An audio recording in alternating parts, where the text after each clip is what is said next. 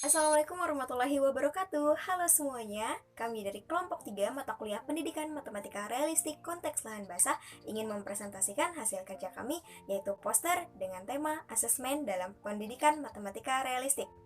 Apa sih asesmen itu?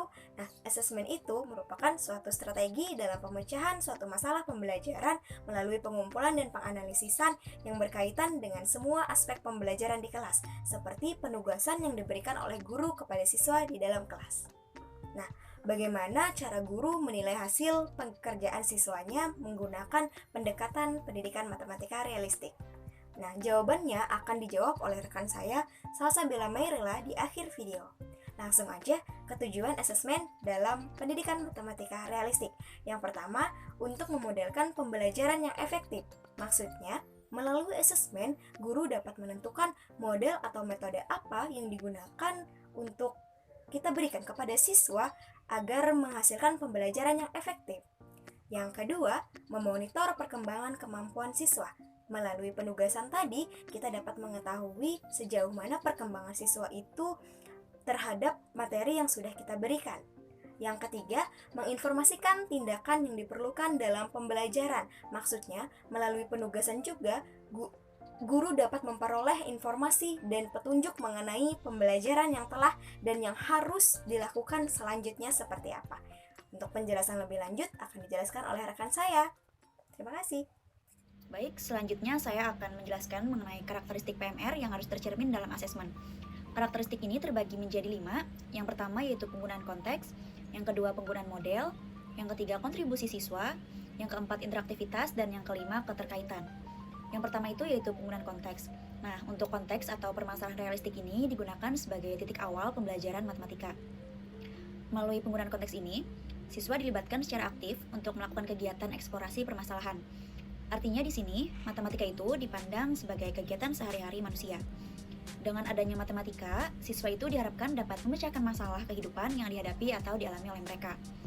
Masalah tersebut juga merupakan masalah kontekstual yang realistik bagi kehidupan siswa. Lalu manfaat lain dari penggunaan masalah kontekstual di awal pembelajaran itu yaitu untuk meningkatkan motivasi dan ketertarikan siswa dalam belajar matematika. Yang kedua itu penggunaan model. Penggunaan model ini berfungsi sebagai jembatan dari pengetahuan matematika tingkat konkret menuju pengetahuan matematika tingkat formal. Model di sini tuh maksudnya suatu alat vertikal dalam matematika yang tidak bisa dilepaskan dari proses matematisasi, yaitu dari horizontal dan vertikal. Karena model itu merupakan tahapan proses transisi level informal menuju level matematika yang formal.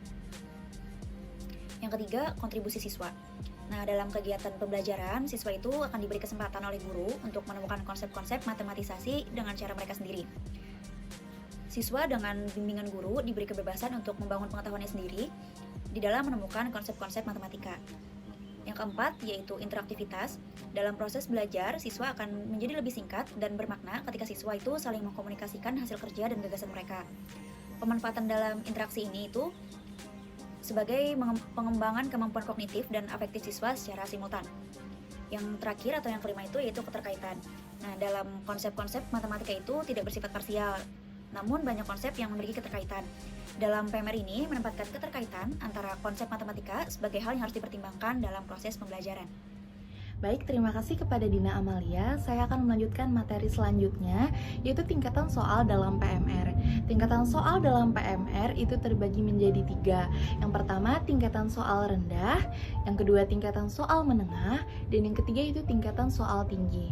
Nah, yang pertama, untuk tingkatan soal rendah itu mencakup pengetahuan tentang objek, definisi, dan mengarah pada penggunaan keterampilan dasar seperti perkalian, pembagian, penjumlahan, dan pengurangan dengan algoritma standar atau penggunaan langsung. Kemudian untuk tingkatan soal menengah itu ditandai dengan adanya tuntutan bagi siswa untuk mampu menghubungkan 2 atau lebih konsep maupun prosedur. Nah, soal-soal pada tingkatan ini misalnya dapat memuat hal-hal sebagai berikut, yaitu keterkaitan antara konsep dan pemecahan masalah. Selain itu, masalah pada tingkatan ini seringkali memuat suatu tuntutan untuk menggunakan berbagai strategi berbeda dalam penyelesaiannya. Nah, tingkatan yang terakhir itu ada tingkatan soal tingkat tinggi, memuat suatu tuntutan yang cukup kompleks seperti berpikir matematis dan penalaran, kemampuan komunikasi, sikap kritis, kreatif, kemampuan interpretasi, refleksi, generalisasi, dan matematisasi. Nah, komponen utama dari tingkatan ini adalah kemampuan siswa untuk mengkonstruksi sendiri tuntutan tugas yang diinginkan dalam soal tersebut. Mungkin itu saja materi yang dapat saya sampaikan. Terima kasih. Materi selanjutnya akan dilanjutkan oleh teman saya. Asesmen yang baik menentukan keberhasilan pembelajaran. Oleh karena itu, asesmen harus dilaksanakan dengan perencanaan yang baik pula. Dalam mempersiapkan pelaksanaan asesmen, ada 3 persoalan yang harus diperhatikan.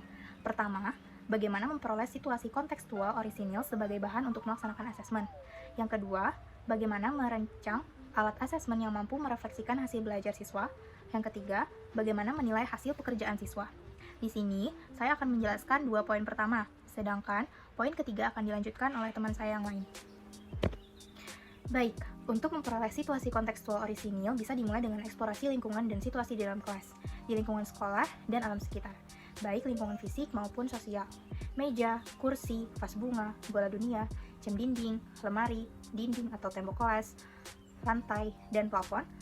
Nah, itu adalah benda-benda di dalam kelas yang dengan kreativitas guru bisa diubah menjadi soal yang menarik. Situasi pasar, kebun binatang, dan tempat keramaian lainnya juga bisa dijadikan konteks. Barang-barang di minimarket dengan label-label harganya adalah contoh konteks yang sangat kaya untuk dijadikan alat asesmen. Apapun konteks yang dipilih, hendaknya alat asesmen tersebut harus mampu memberikan informasi tentang hasil belajar siswa. Konteks tidak boleh mengaburkan isi, tujuan pembelajaran, dan kompetensi yang harus dicapai oleh siswa. Sebaliknya, konteks yang dipilih sebagai alat asesmen harus bisa memberi informasi yang lebih baik. Misalnya, kemampuan siswa menjawab pertanyaan atau memecahkan soal yang diberikan, meyakinkan guru bahwa siswa menyelesaikan soal tersebut karena pemahaman, bukan karena hafal, rumus, atau coba-coba. Menyelesaikan soal dengan prosedur yang dihafalkan tentu berbeda dengan menyelesaikan soal dengan pemikiran orisinil yang menggambarkan pemahaman konsep. Lalu kita ke bagian merancang alat asesmen. Bagaimana sih alat asesmen yang baik itu? Alat asesmen yang utama dalam PMR adalah soal atau masalah. Dalam PMR, apa yang ditanyakan lebih penting daripada format atau cara sesuatu ditanyakan. Adapun di sini karakteristik soal yang baik adalah yang pertama, seimbang. Artinya, problem harus melibatkan keterampilan tingkat rendah, menengah, dan tinggi, aplikasi maupun murni, menjangkau dari tugas menulis singkat hingga masalah praktis diperluas. Yang kedua, bermakna dan berguna. Artinya, soal itu harus mudah dipahami dan konteksnya dikenal oleh siswa. Yang ketiga, melibatkan lebih dari satu jawaban atau berpikir tingkat tinggi. Yang keempat, terbuka atau open-ended. Yang kelima, harus sesuai dengan tujuan yang dinilai.